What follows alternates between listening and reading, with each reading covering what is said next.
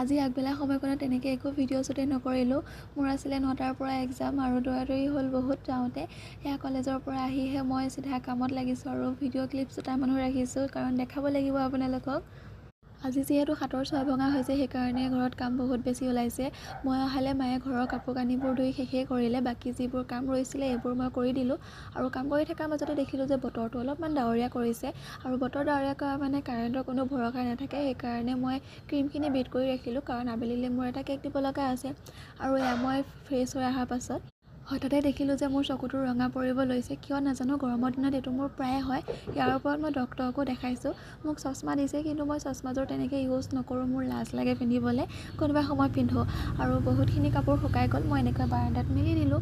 আৰু এয়া এতিয়া মোৰ বহুত বেছিকৈ টোপনি ধৰিছে ভাত পানী খোৱাৰ পাছত, কিন্তু মই শুবলৈ নোৱাৰোঁ, কাৰণ মোৰ কেক বনাব আছে। ঠিক আছে, তেনেহ'লে এতিয়া মই কেক বনাওঁ। লগ পাম আন এটা ভিডিঅ'ত। আৰু মোৰ ভিডিঅ'বোৰ পাবলৈ চেনেলটো ছাবস্ক্ৰাইব কৰি যাব।